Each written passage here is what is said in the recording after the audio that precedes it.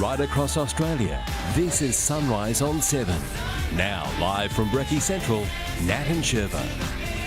Good morning, everyone. Welcome back. It's our first day of the year. Sorry if you've been working all through. Yes. Were you saying welcome back to me? Yes. Welcome back to you, Nat. And how was your break? Great. Just family, beach, a bit of wine, bit of Oh, that food. sounds like WA summed up. Yeah, exactly. Tick, tick, tick, beach, wine, family. Exactly. Well done. How about you? Yeah, me too. Stayed around here in Australia, obviously in Sydney, and spent a good lot of time with the family. It was great. Really good. Got down to the beach, all those bits and pieces. It's good. And actually had a bit of sleep last night, so we're very shocked. Anyway, we are thrilled to be starting 2025 with you. Thank you for tuning in. We want to get straight to breaking news in the Middle East. And the first 3 Hamas hostages are back on Israeli soil after that historic ceasefire deal finally came into effect late last night. British-Israeli Emily Damari, Romy Gonen and Doran Steinbrecher were handed over to the Red Cross this morning in pretty chaotic scenes, 15 months after they were taken captive. 7 News Europe correspondent Ben Downey is live from Sheba Hospital in Tel Aviv, where those 3 women have just touched down. Ben, this is the moment Israel has been waiting for 15 months.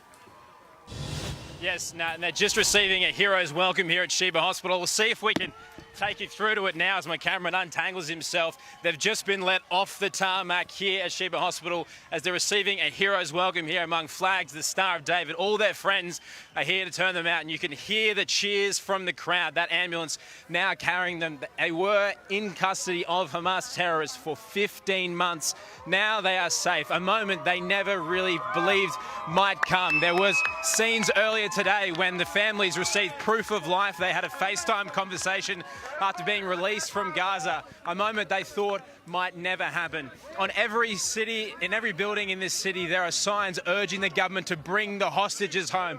Now, finally, it is happening. This is the first of the stage of the first phase of 33 hostages to be returned under the IDF's Wings of Freedom operation.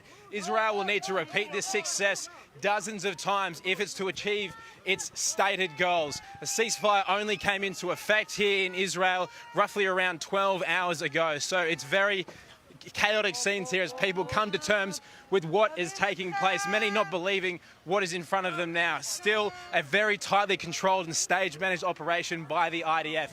This is a success that they are trying to make clear that they have achieved their military goals here. An extraordinary moment here in Israel, particularly for the families who are about to be reunited with their loved ones who were kidnapped. Nat? It is unimaginable what those 3 young women have been through, Ben. So talk us through how it has been achieved. The Red Cross went into Gaza.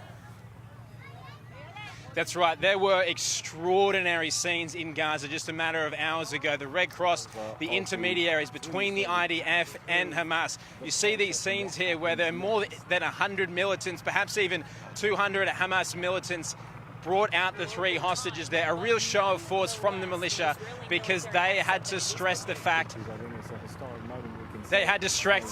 that Israel has not achieved its stated goals and Hamas is still in power in Gaza and the organisation has not been disrupted. We have another helicopter coming into land now, so we might have seen one of the hostages returned. If you can look at my cameraman's camera now, you'll see a second helicopter and another hero's welcome for the people here. So it's just an extraordinary moment here in Israel right now, Nat. So we don't know, they may have been brought in on separate helicopters, is that right? That's what it seems to be now. We only saw one person come out of the first helicopter. Many people didn't think it was actually going to be hostages, but once they saw their faces, you heard those cheers erupt. We're expecting to hear the same thing now. We're waiting to see with bated breath whether it will be 1 hostage or 2. We don't know which of them has come out at this stage, but everyone here is just waiting to see who's coming out. Still really in disbelief. An operation that has been a week ago, people never thought would happen. The ceasefire deal was off the table. That negotiations that were being taken place in Qatar between Hamas and Israel with the outgoing Biden administration and the incoming Trump administration finally struck this deal and saw the return of the hostages just hours before Trump was due to be inaugurated because he did not want this conflict to be raging when he was inaugurated. He promised to bring an end to this deal. It has certainly had an impact. The Israeli citizens here attribute much of the success of what you're witnessing right now down to Donald Trump. Now, it's important to stress, though, that Benjamin Netanyahu, he is saying he is giving himself an out. Even though hostages are being returned now, the first of 33, he's saying if negotiations break down before the second wave of hostages released, he's saying he has the backing of the US to continue the fight and the campaign inside Gaza. If he chooses to do that, well, we've seen those scenes from Gaza that we were playing to you just earlier of the hundreds of Hamas militants. He has to understand now that there are going to be a serious fighting force, one they thought they might not be up against after 15 months of this conflict. Ben, just watching that chopper there, they are emotional scenes, aren't they? We all saw October 7, of course, 2023. We know how long it's been, 471 days. Now, these 3 women are being released under this ceasefire agreement. Do we know where their families are? Yes, so we know they're all in Tel Aviv. They've all been helped here by Israel, the IDF, to come here and be reunited with their families, because we remember that this is a victory not only for the negotiators but also for the IDF. You can hear the cheers now from all the people, the citizens of Tel Aviv, and as well as the loved ones too. They are loving what is taking place right now. I can't really see how many people are being brought out of that helicopter. It looks like we're going to get one. There's going to be a gangway being brought out as well, so it's going to be difficult to actually see who's coming out of that. But what you say there, Nat, it is extraordinary scenes of emotion. We always heard that this was a tenuous peace, a ceasefire that might not hold. Those who wish this ceasefire to proceed on to a phase 2 and phase 3, these scenes that you're witnessing now are going to be the best ammunition to make sure that this peace sustains any challenges it might face. Hamas has actually issued a statement in the last hour saying it's determined to uphold its end of the bargain despite what many in Israel's government are saying.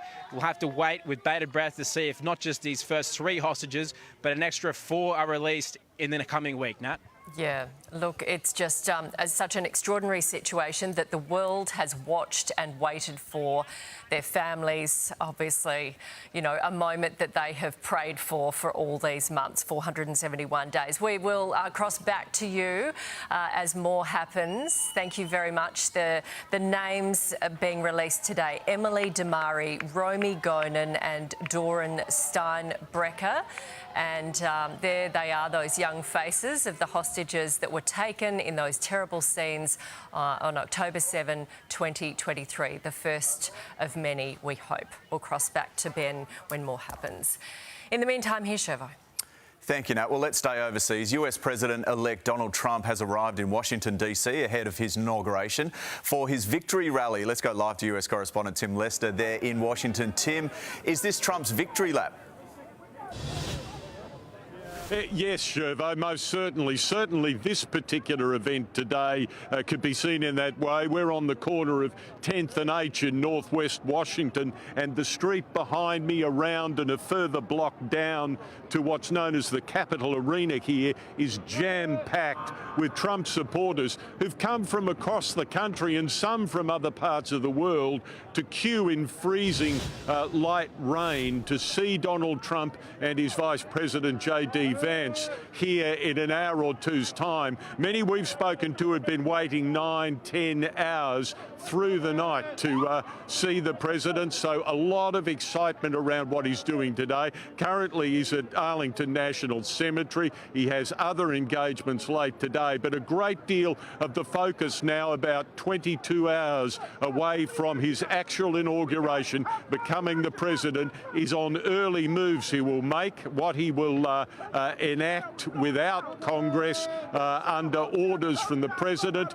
TikTok is listed as pivotal to that, to get it back up and running in the United States after it went dark over those national security concerns yesterday. Already TikTok is saying that the president has assured them enough and they're getting TikTok back up and running now. But here, just a great deal of excitement with President's return, Donald Trump's return, within a day. Guys? Yeah, thank you, Tim. That excitement will continue to build. He'll be sworn in at 4 a.m. Australian time tomorrow morning. Our coverage will start from 3 a.m. here. We'll have our expert panel taking you through all of that inauguration. Thank you, Tim.